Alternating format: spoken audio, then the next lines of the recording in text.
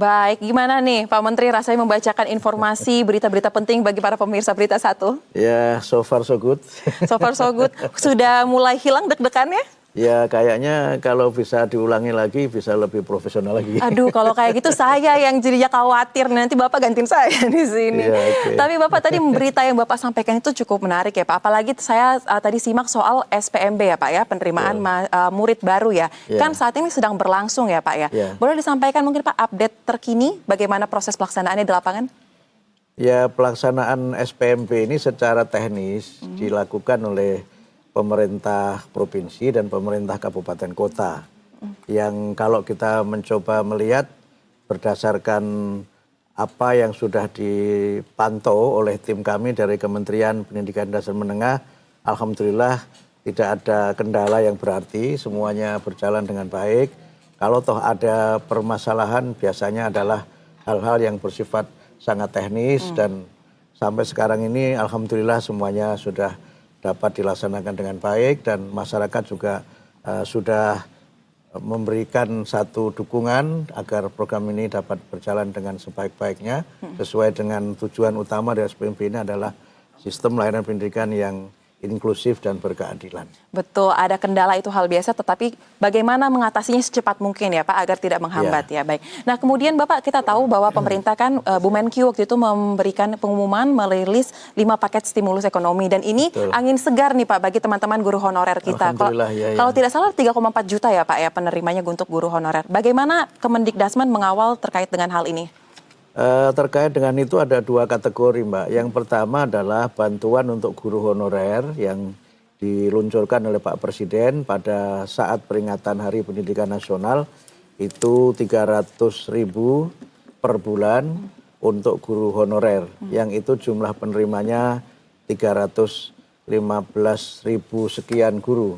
Kemudian yang tadi disampaikan itu terkait dengan paket ekonomi itu untuk guru-guru yang dia memang belum mendapatkan tunjangan sertifikasi karena memang dia belum sertifikasi, kemudian juga bukan termasuk guru honorer yang menerima 300 itu, tapi kita fokuskan sekarang untuk guru-guru PAUD yang selama ini memang belum mendapatkan tunjangan dari pemerintah, sehingga karena itu dengan paket stimulus itu diharapkan mereka dapat ya menerima bantuan pemerintah dan juga membelanjakan untuk tujuan-tujuan yang positif sehingga berkontribusi terhadap tidak hanya kesejahteraan mereka tapi juga untuk ya tumbuh dan lebih sehatnya ekonomi di Indonesia. Betul, sangat diapresiasi memang Pak keberadaan 5 paket stimulus ini. Nah, Prof Muti kami juga telah mengumpulkan nih pemirsa juga ada curhatan atau harapan lah kurang lebih seperti itu dari masyarakat berbagai kalangan untuk Kementerian Pendidikan Dasar dan Menengah. Kita akan lihat ya satu-satu ya Prof Muti. Berikut ini ada dari orang tua murid di Balikpapan, Kalimantan. Kita simak berikut ini.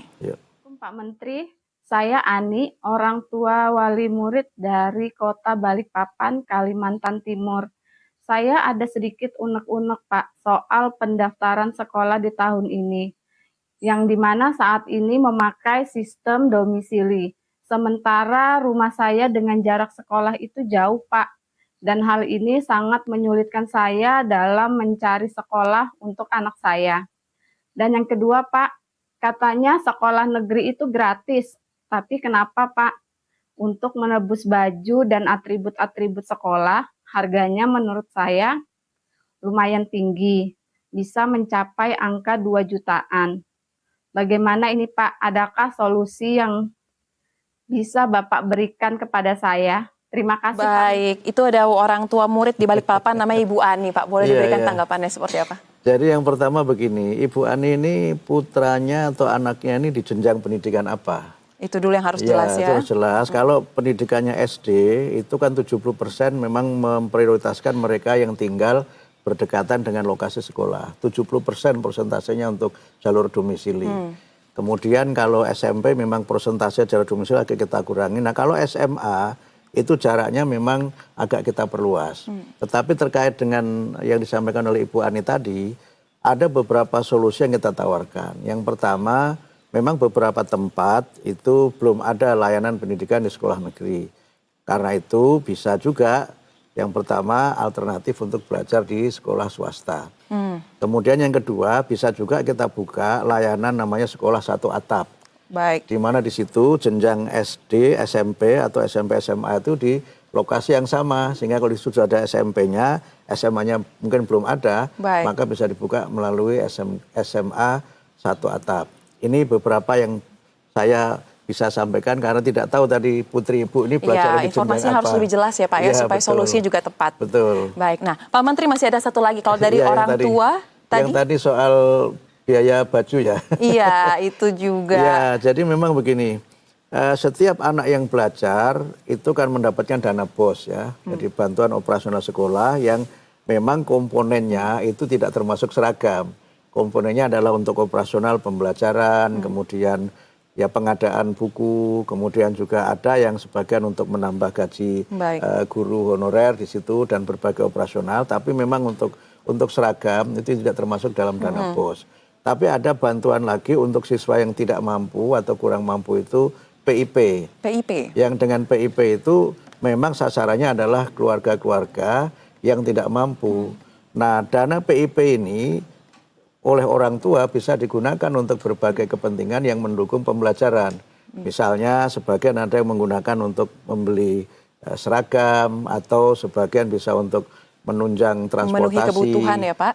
Ya, memenuhi kebutuhan yang berkaitan pendidikan dengan murid, pendidikan untuk murid. Dan karena itu ya kalau tadi ada yang harganya terlalu mahal ya mohon kepada kepala sekolahnya untuk ya jangan terlalu mahal lah biayanya gitu. Betul. Bahkan kalau perlu ya seragamnya ya bahannya tidak perlu mewah-mewah, yang terjangkau oleh masyarakat. Yang penting layak digunakan. Yang penting bersih, rapi, dan memang nyaman digunakan untuk anak-anak belajar. Gitu. Baik. Nah, Bapak tadi sudah dari sudut pandang orang tua siswa. Kita simak satu lagi nih. Ini kali ini dari siswanya sendiri. Ada siswa SMP negeri di Kota Makassar. Nah, itu jelas SMP.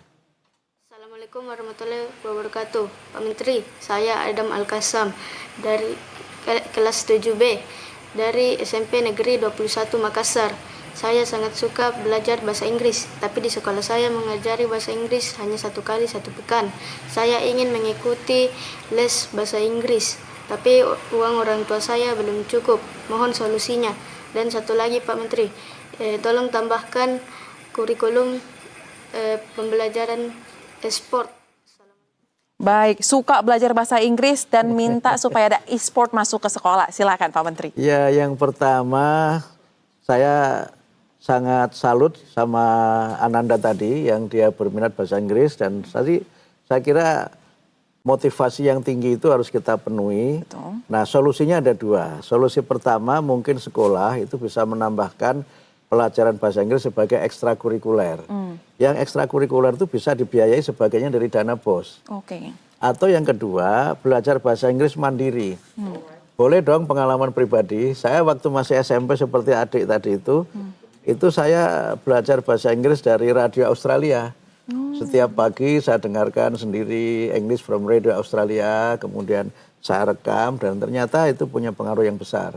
Jadi kuncinya adalah kalau kita punya cita-cita yang tinggi, cita-cita yang mulia, jangan menyerah pada keadaan, jangan putus asa dengan berbagai macam kesulitan, carilah jalan untuk kita bisa meningkat dan saya kira tadi semangat yang tinggi itu Pak Guru, Bu Guru kalau mendengarkan acara ini dijemput ya Pak semangat dijemput itu ya. Semangatnya bisa diberikan pelajaran bahasa Inggris ekstrakurikuler. Kemudian yang kedua bisa difasilitasi untuk bisa belajar dari media yang lain. Kan juga bisa kan belajar bahasa Inggris dari YouTube. Juga bisa. Dengar lagu Pak, kalau saya dengar lagu. Nah betul ya, dengar lagu supaya pronunciation-nya bisa lebih bagus. Tapi yang penting semangat, insya Allah ada jalan. Nah soal e-sport Pak dikit, ini kan untuk di Surabaya contohnya sudah masuk. Kalau untuk jadi kurikulum nasional mungkin masuk nih? Ada sementara mungkin? Ini memang untuk pelajaran olahraga belum ada e-sport ya. E-sport ini memang masih terbatas. Pelajaran yang ada di kurikulum kita kan masih pendidikan jasmani, olahraga dan kesehatan yang itu lebih banyak memang pada olahraga-olahraga yang lebih bersifat fisik ya, yang bersifat fisik dan sebagiannya memang ya berkaitan dengan olahraga sudah populer.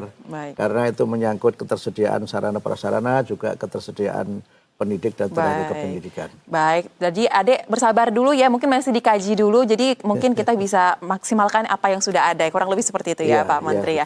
Baik, terima kasih Pak Menteri sudah berkenan hadir di Berita Satu Sore spesial, membantu saya menyampaikan informasi kepada pemirsa setia Berita Satu Sore. Baik, nah saya mewakili B-Universe ingin memberikan plakat kepada Bapak. Oke.